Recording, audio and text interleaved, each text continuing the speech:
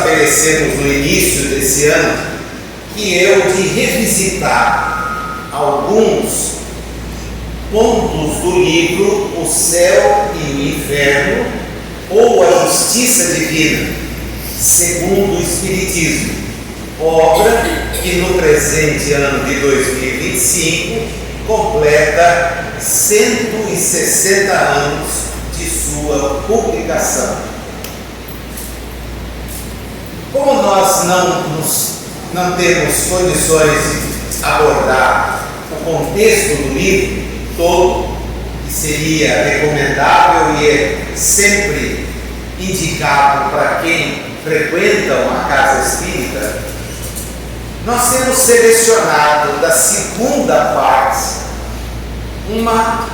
alguns dos depoimentos, alguns dos cases, como chamaríamos hoje, que fizeram com que Kardec escrevesse a primeira parte. É curioso, porque quem toma o livro nas mãos vê que ele tem duas grandes partes. Uma primeira composta de teoria, na verdade, de pura reflexão. Ele não está teorizando, ele está refletindo. Não cria nada, ele deduz.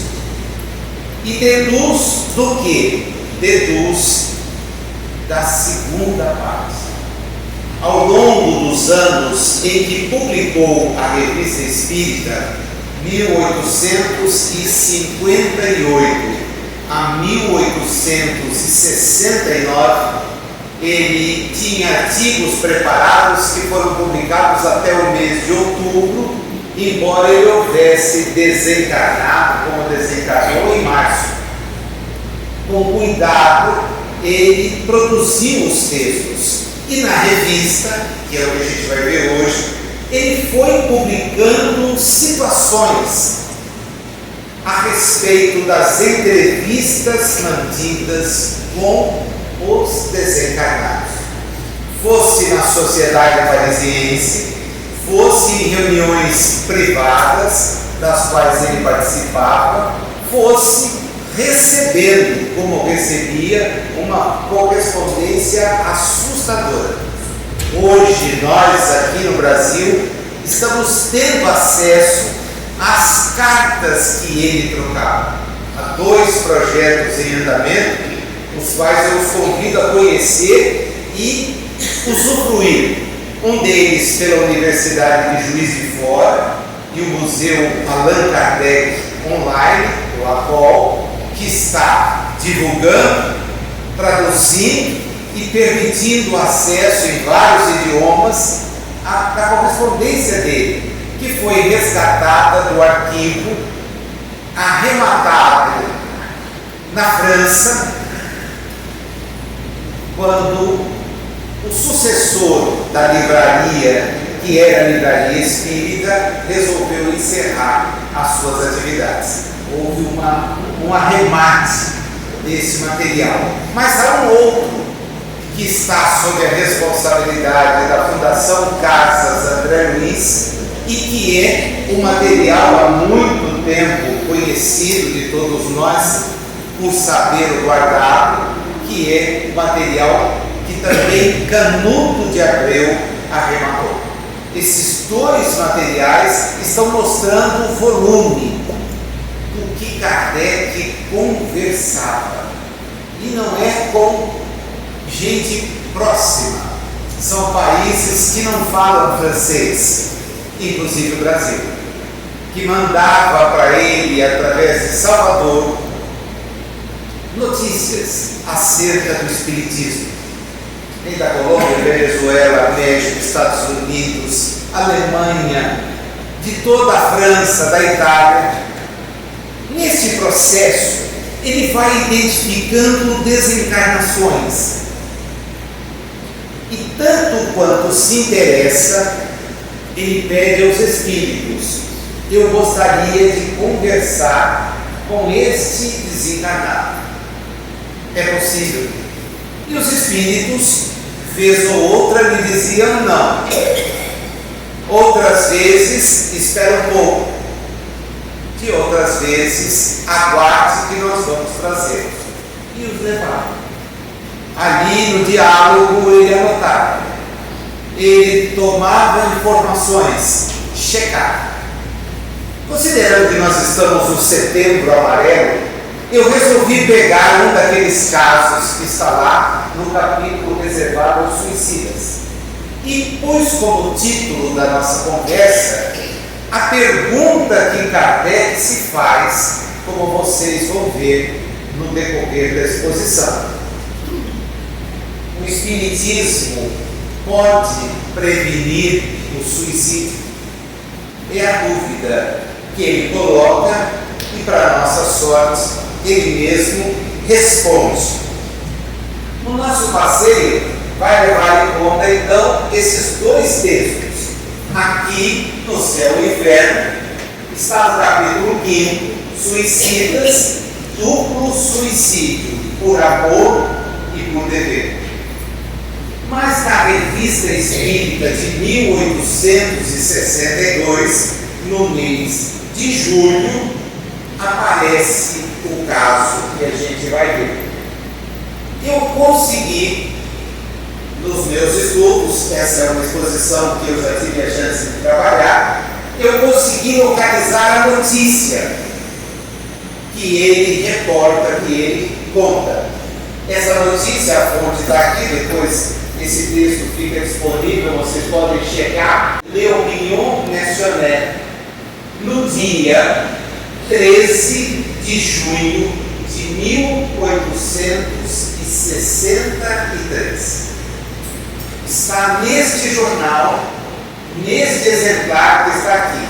Os franceses têm uma organização em relação a documentos que é fenomenal.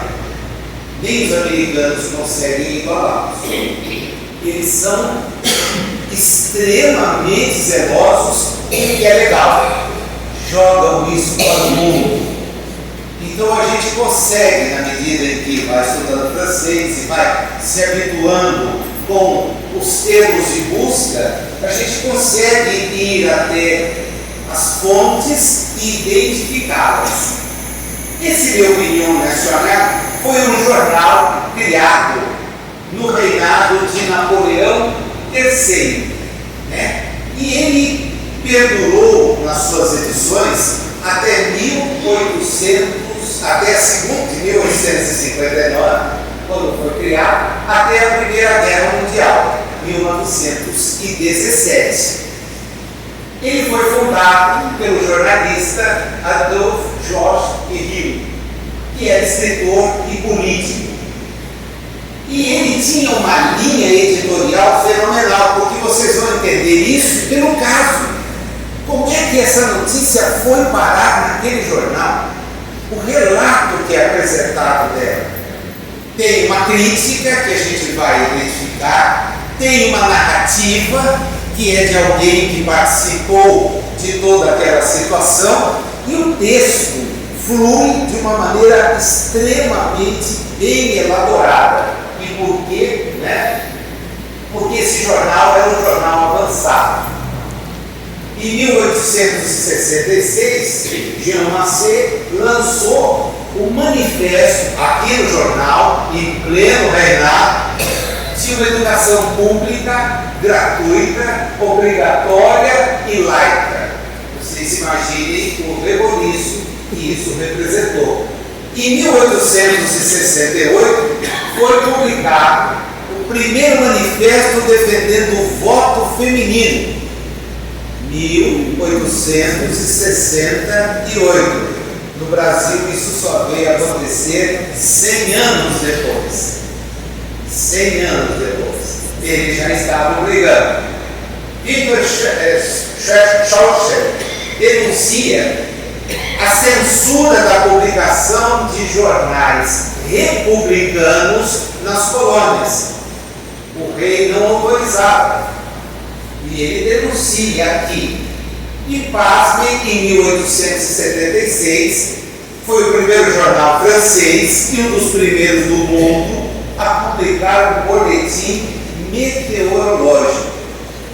Esse jornal saía diariamente contendo de 4 a 8 páginas. Pois bem, quem eram os colaboradores? Está aqui. Trouxe alguns deles, né? Félix Ornan era jornalista, publicitário, romancista, crítico. Então, essa massa de gente inteligente como Émile Chevalier, que foi um homem, um escritor fantástico, esse livro dele, O Inferno e o Paraíso, do outro lado do mundo, né? Escrito sobre os Estados Unidos e o Canadá, em que ele mostra o conflito entre a visão religiosa, que ele chama inferno, e o céu, que é a ciência, o conhecimento, que quer levar o homem a emancipar-se. Ele diz, a coisa por aqui anda difícil, porque há censura, há limitação de que a gente pesquise. Henri Louis Tollan, que foi sindicalista, nas páginas do jornal, ele publicava notícias sobre empresas, sobre infrações, etc. Arthur Coguin, que foi um fantástico crítico musical. Ele escrevia regularmente no jornal as críticas. Por que eu fiz isso? Para vocês entenderem a notícia. Porque agora vem lá no meio, numa coluna que não tem chamadas, né? Exceto um pequeno destaque, porque não se permitia, com esse nome, fatos diversos, aparece um relato muito interessante. Eu não trouxe o texto em francês, porque acho que é ficar perdendo tempo, mas começa assim.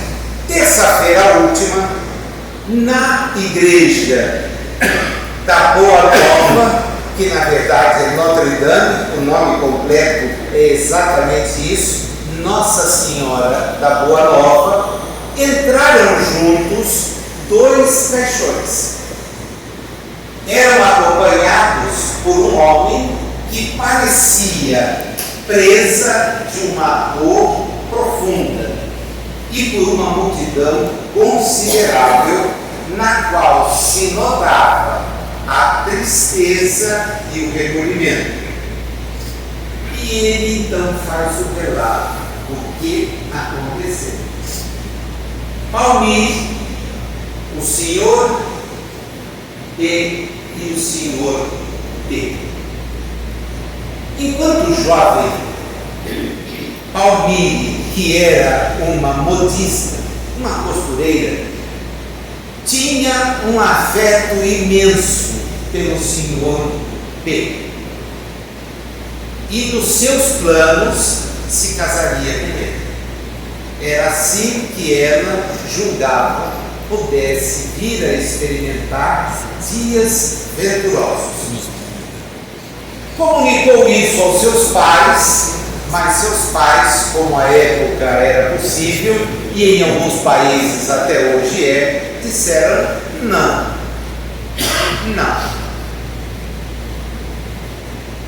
Ela então comunica ao B que não poderão se casar.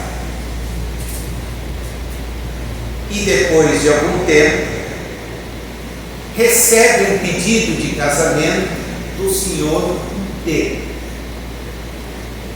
amigo íntimo de B. Não se largava. A diferença era que D tinha posses, mas B não as tinha. E eles se casam. Ela e o senhor D. Palmir se torna, a partir daí, a mulher D. E depois de um período de 4 anos de casado, ela se reencontra com B. Porque D e B partilhavam as coisas, mas um não frequentava a casa do outro. Ele soube que ela houvera se casar e agora ficava sabendo com quem. Também ele tentou um casamento, mas descobriu que não seria feliz. Tudo ia bem até que os dois se reencontraram. E ao se reencontrarem, experimentaram uma tristeza imensa. Porque eles se amavam, mas não podiam ficar juntos. E nem gostariam de desonrar os compromissos que haviam assumido. Do reencontro, uma outra visita fez com que eles acabassem se envolvendo. Isso tudo aparece na notícia. O relato se expõe. Quando se envolveram, resolveram procurar o D para dizer o que tinham feito. Ambos o procuraram para pedir desculpas e disseram: foi maior do que nós deveríamos nos ter comportado. Ela pede que ele a escorrasse e a mande embora, porque é a única forma de pagar por aquele equívoco que ela cometeu.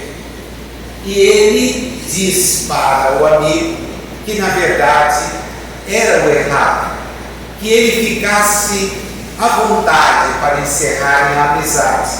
Porém, se ele os perdoasse, ele nunca mais se aproximaria da casa deles. O B, o senhor D, se dirige a eles e diz que entende, mas que não pode fazer nada, que não vai guardar mágoa, exceto se eles efetivamente não se verem mais. E tudo estaria resolvido aí. É quando ambos, parando para pensar, resolvem tomar uma iniciativa. Deixar uma longa carta para o D e se matar no dia seguinte. Aquela cerimônia da igreja de Notre Dame é a cerimônia dos dois caixões, levados para as exéquias conjuntamente, porque eles fizeram um pedido na carta: queriam ser sepultados juntos. E tendo afeto imenso pelo amigo e amando a sua ex-esposa, concorda. O jornal traz uma crítica, porque o padre, quando soube que eram suicidas e que tinham sido levados até a igreja, tratou de desmentir. E é por isso que o jornal então publica. Diz: olha, a igreja voltando atrás daquele que é o seu papel. Por que é que ela faz isso? Kardec lê a notícia e resolve ouvir os espíritos. Na sociedade, ele pede ao mentor que lhe permita. Começa aqui o estudo moral, que é o que justifica ter evocado um espírito. É aprender com o que ele nos traz, refletir. Quem dirige esse estudo é ninguém menos do que Agostinho de Hipona, que através do seu médium, o senhor Vessi, diz para Allan Kardec: eles não poderão vir agora. Aliás, acho que eles não poderão vir. E por que? Ele vai explicar.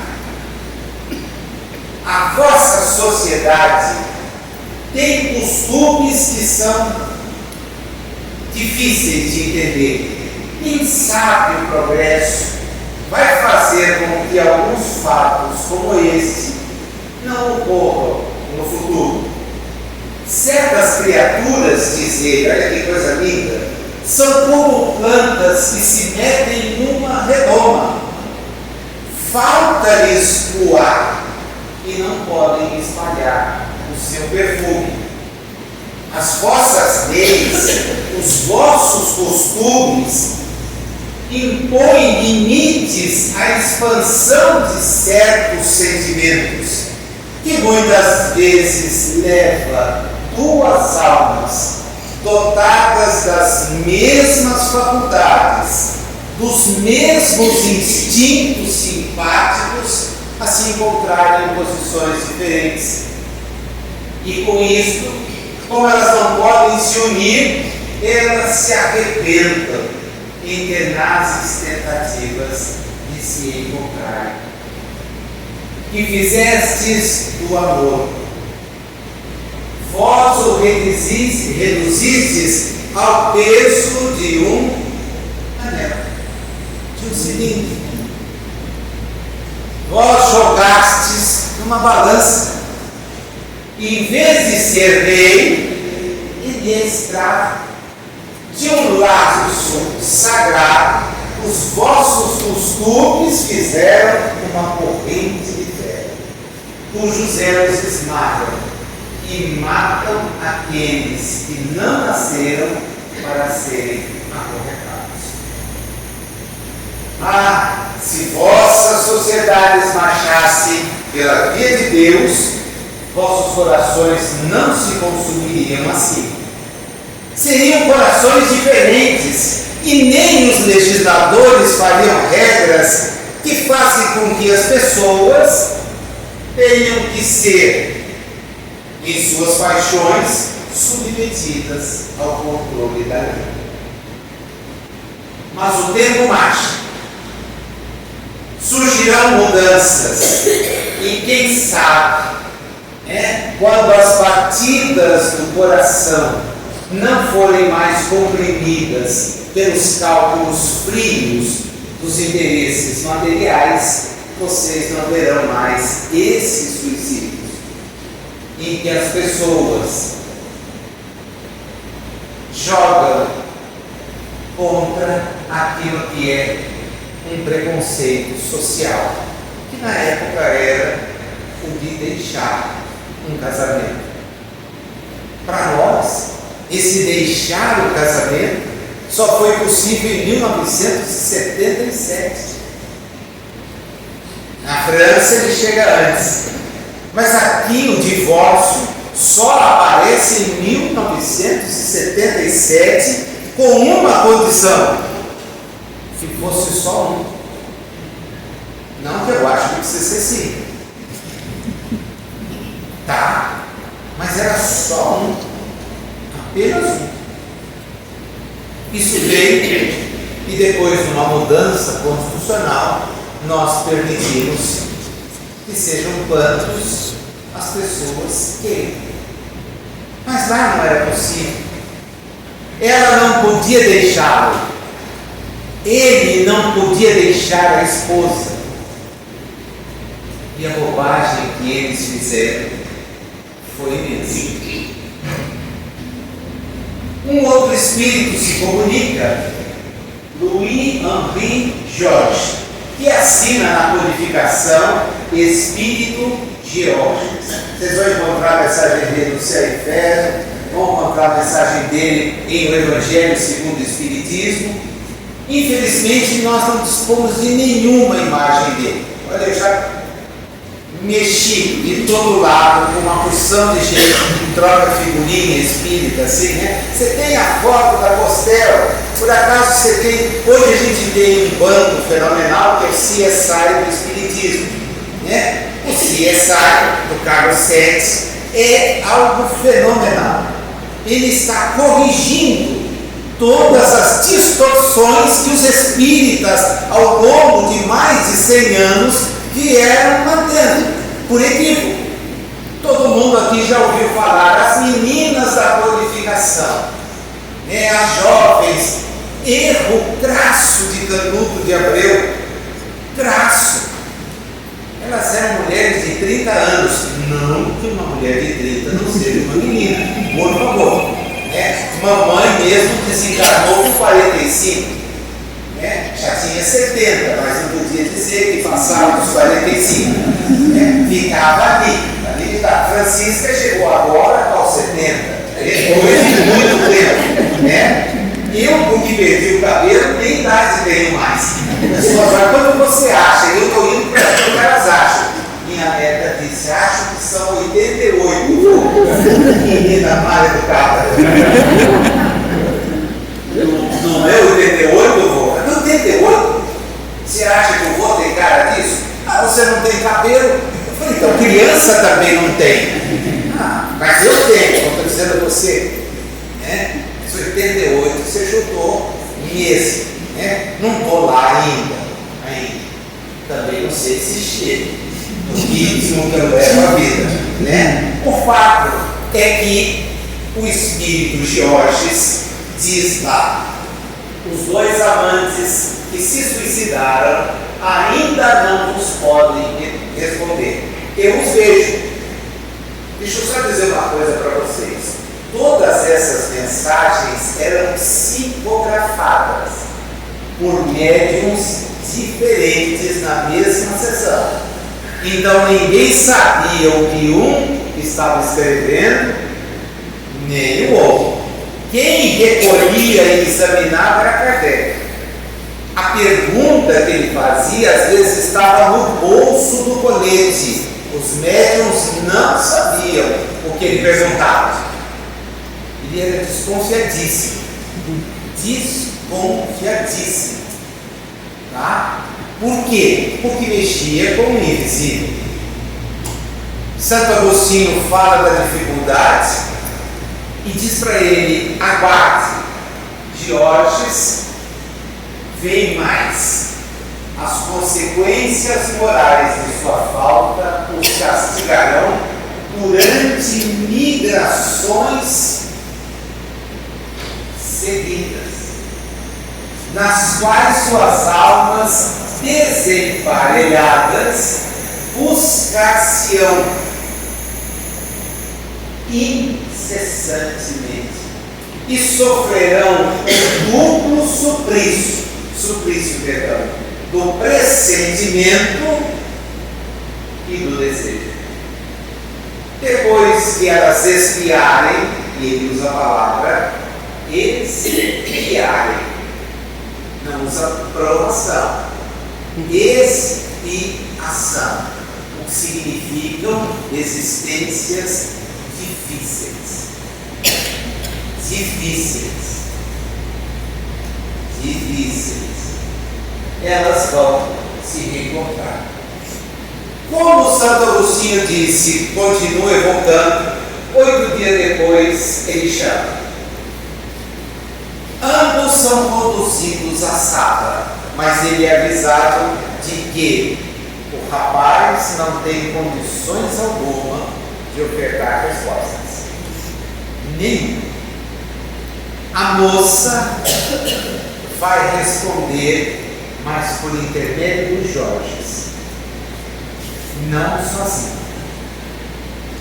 Kardec faz para ela a primeira pergunta. Palmire e diz o nome de D. Você está aqui?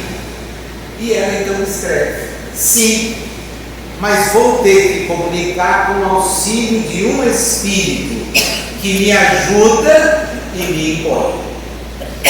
Você por acaso vê ao seu lado o seu amado? E ela diz: nada vejo, nem mesmo os espíritos que estão comigo no lugar onde eu estou.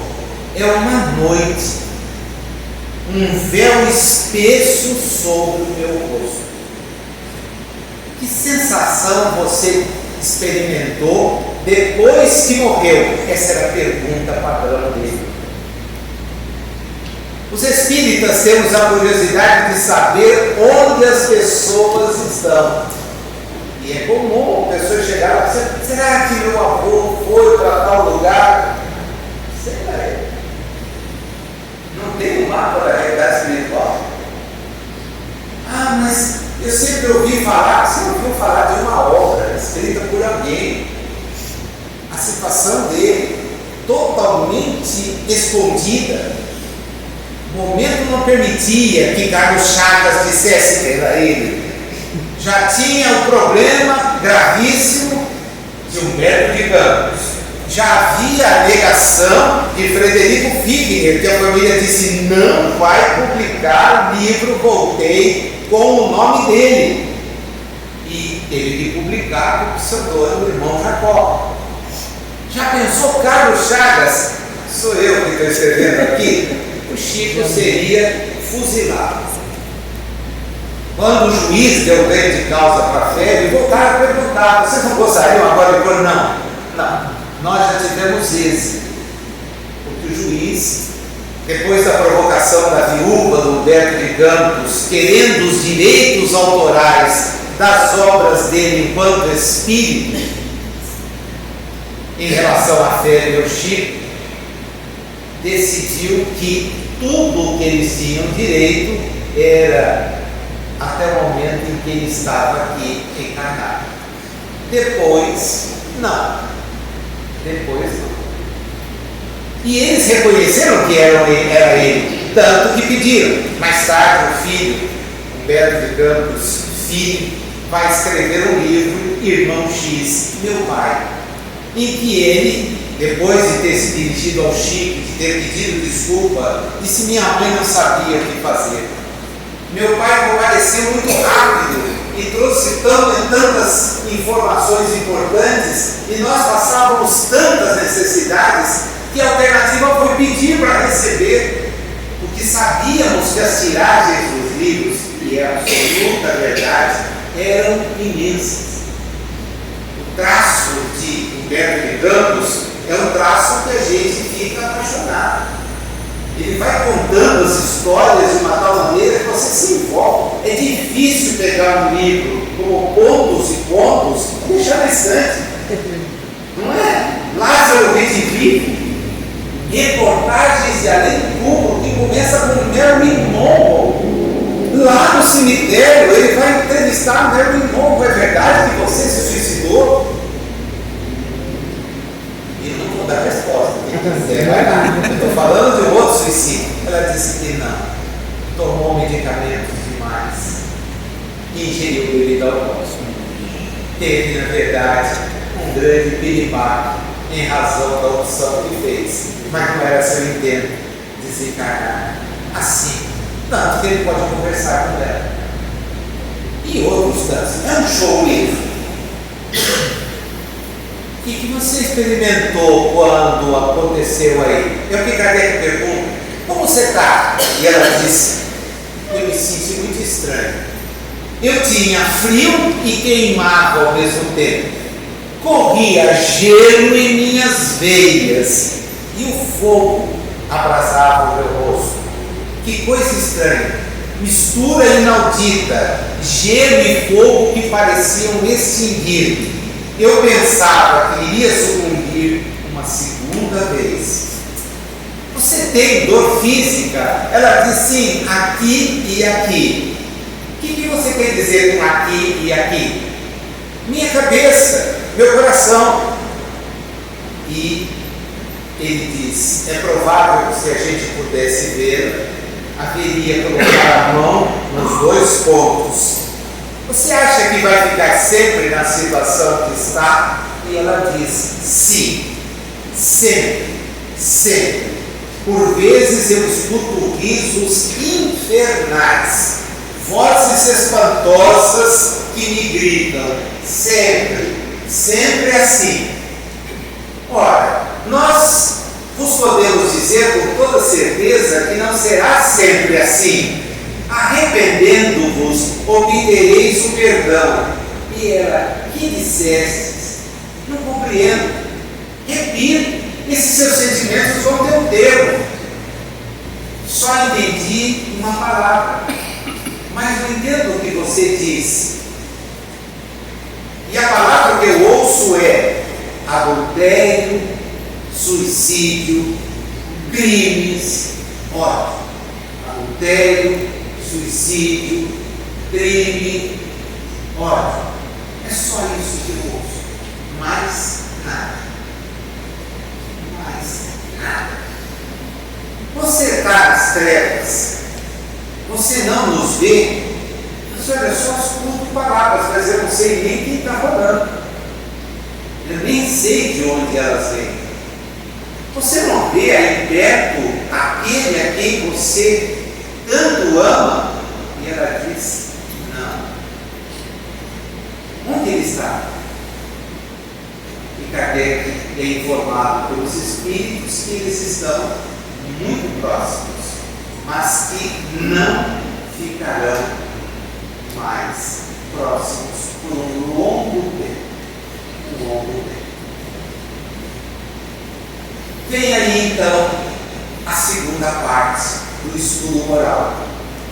Depois de examinar tudo aquilo, de olhar a notícia, de ter tido a chance de evocar os espíritos, de ver a narrativa feita pelo marido nas páginas do jornal, da compreensão, mas ao mesmo tempo da não aceitação, do desespero de dois moços que se amavam e foram obrigados a traçar caminhos que não se cruzariam tão cedo mais, como não se cruzaram ali.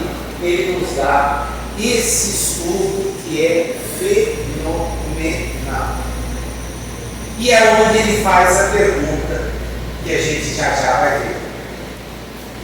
Diz ele, é um padrão os espíritos criminosos não enxergarem nada à sua volta.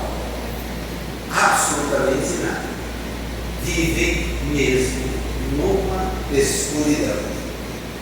Ela segue imediatamente à morte. E sua duração pode ser de meses ou... Vocês enxergam a palavra? Nem vou repetir. Séculos. O espírito de Castelo Aldaire já tinha dito isso para ele. Três séculos dentro do mesmo imóvel. 3 séculos. A casa assombrada que ninguém chegava perto. E quem comprou foi morto de susto dado pelo espírito. E o filho que tentou foi esbofeteado. E aí procurou a sociedade parisiense através de um amigo, disse: o que está acontecendo lá? Kardec foi do mesmo jeitinho. Dá para a gente saber quem está lá? Primeiro, tem alguém? E a resposta veio: tem. Dá para saber? Sim. Dá para trazer? Não vai ser fácil. Mas, espera. Vale a pena ler esse depoimento. Está no seu inferno. São páginas e páginas que a gente fica apavorado de ver o endurecimento de alguém se apegar àquilo que esqueceu. Gente, eu conheço pessoas assim, vivendo hoje. Eu conheço. E eu fico numa tristeza enorme, porque dizem: a minha casa, ninguém vai usar a minha casa. Ai de quem entrar lá depois, porque vai ter que usar. Nossa, as coisas estranhas acontecem aqui, filho. Ouvir barulho de corrente, eu já cansei. Arrasta corrente, range imóvel, acende luz. Como as pessoas têm medo, costumam chamar espírita para ele, né? Espírita não tem medo de espírito. Tem medo é de encarnar, porque pode querer me fazer virar espírito. Manda armar, dá um tiro por qualquer bobagem numa discussão de trânsito.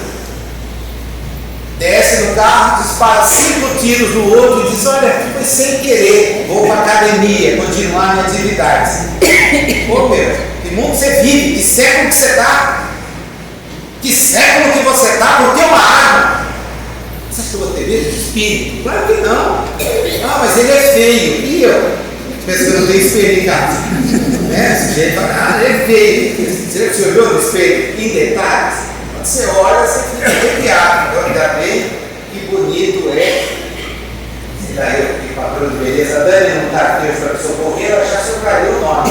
Eu sei que se ela ouvisse a música, licença ao cantor eu gravei, tá? Porque a Dani ama de paixão, né? E quando eu vi ela no Bolivia cuidando dos filhos, né? Nós acabamos de adotar 3 filhos. Eu tive a desencarnação de um peludo que era meu amigo há 10 anos e me entristeci. E ela resolveu, no dia do meu aniversário, me dar um presente. 2 dias antes de eu voltar, ela ela ganhou um Maltese, como era o Rhodes.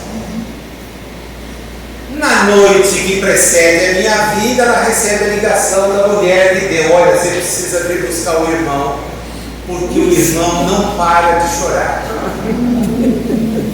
Nossa, eu não falei nada para o Nasir. Quando ele chegar, dá divórcio, né? Eu chego e os dois lá. 2 coisas fofas, peludinhas, 80 dias, tão lindos, lindos. Aí ela me mostra a foto de um terceiro. Quando eu vi ele com aquela gravatinha que remetia a certas denominações religiosas, eu disse assim: eu não vou deixar esse ser perdido. Pode dizer que eu quero. Os 3? Sim, os 3. Estão os 3 lá. O Renato foi viajar e deixou mais 2.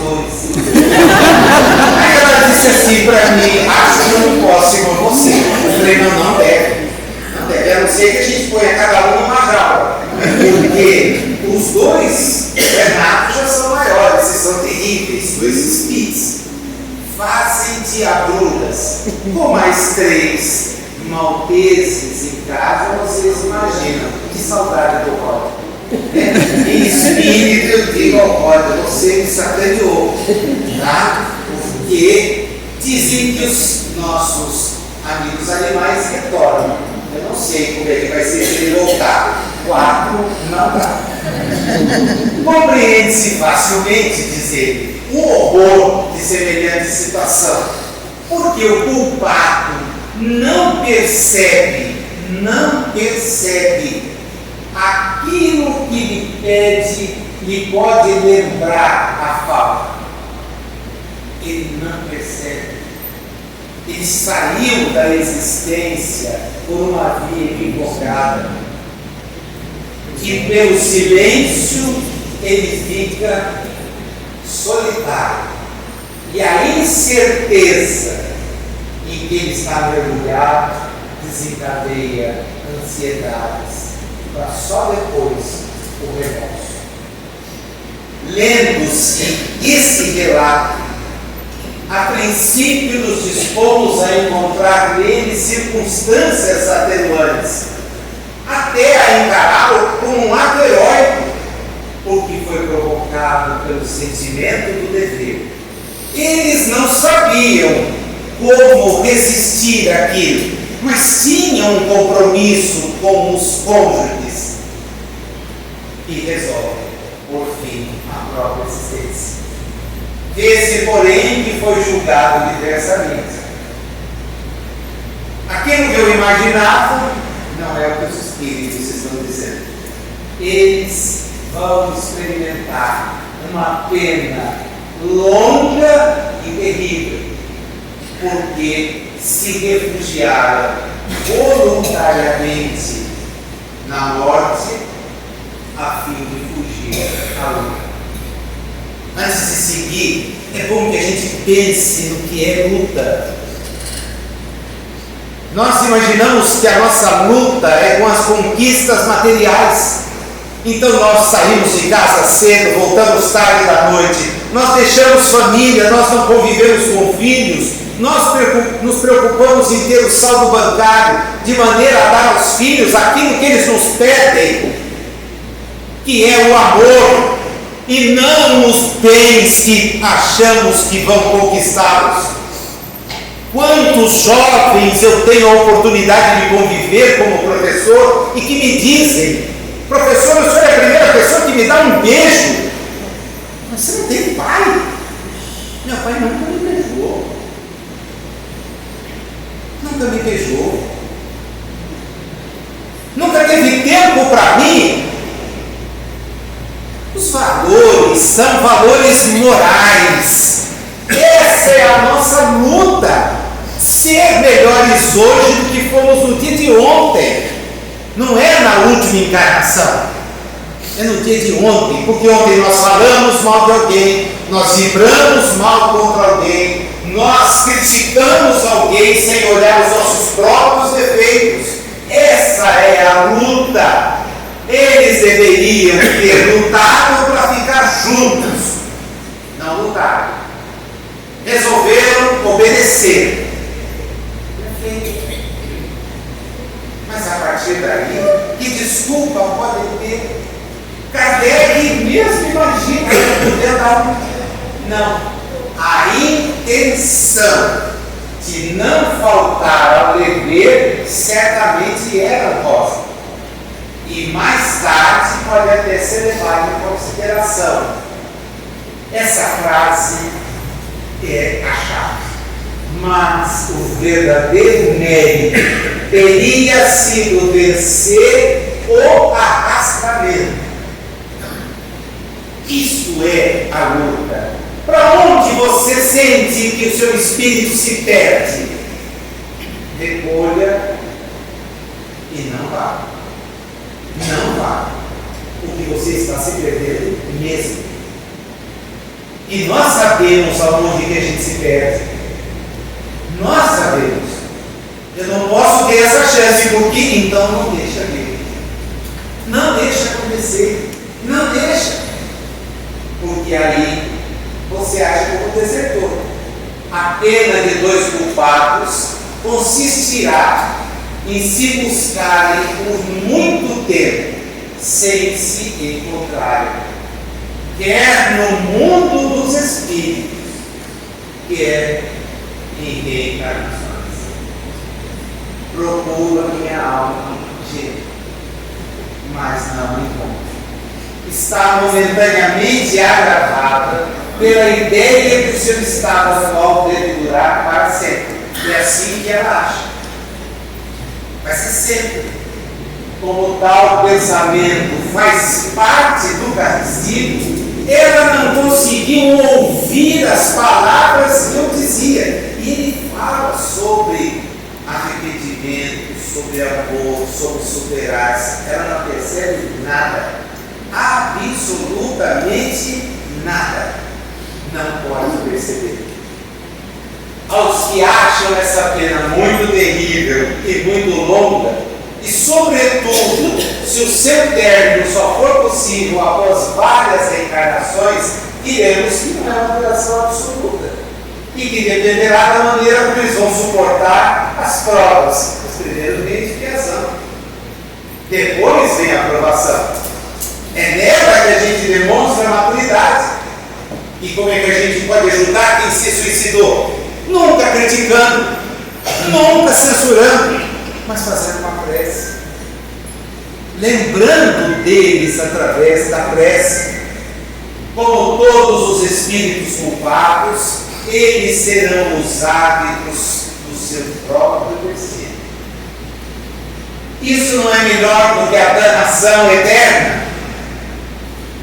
E sem esperanças, a que são irremediavelmente condenados segundo a doutrina da Igreja, que os considere de tal modo destinados ao inferno, que lhe recusou as últimas preces, certamente como inúteis. O padre aparece no jornal para dizer: se eu soubesse que era suicídio, ninguém tinha entrado aqui. Mas por quê? Por quê? Porque o suicídio é algo que atenta contra a lei de Deus. Cara, pensar mal dos outros também atenta. E quem tem lucidez não pode pensar mal dos outros. Quem não tem, pode. Se você conhece, por favor. Teria sido o Espiritismo um remédio eficaz, no caso vertente, para prevenir o suicídio? É a pergunta que a gente responde com ele agora. Sem dúvida. Sem nenhuma dúvida. Porque quem conhece o Espiritismo dá para as pessoas a confiança no futuro. Não é morreu e acabou, morreu, vou para lá, morreu, vou para cá, não, eu morreu e comigo mesmo. E a gente passar a entender que a vida que temos aqui agora, ela precisa da nossa coragem para superar e valer a pena no futuro. Se eles tivessem tido fé no futuro, que nós ignoramos, não deu para entrevistar, e seu objetivo, matando-se, tivesse sido se reunirem mais depressa, teriam sabido por todos os exemplos análogos que chegariam a resultados diametralmente opostos e se veriam mais tempo separados do que pudessem conceber. Deus não permite uma recompensa pela infração das suas leis. O número de suicídios é muito maior do que a gente consegue, até porque, em razão de um pacto, as mortes por suicídio não são divulgadas. Há pessoas que, estimuladas por isso, também buscam se suicidar.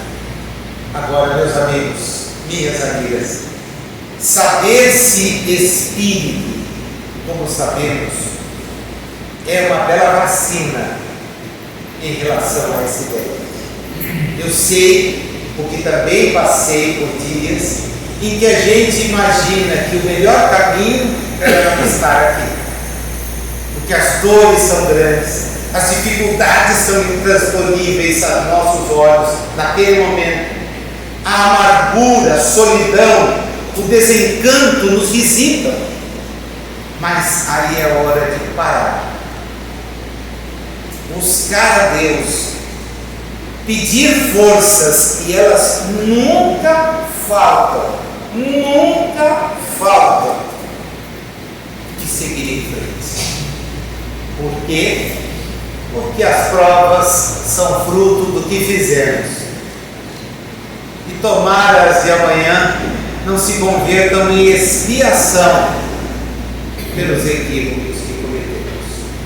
Tem muita coisa para pensar. Vale a pena pegar o texto outra vez, capítulo dos suicidas, o 5 da segunda parte do Céu e Fé.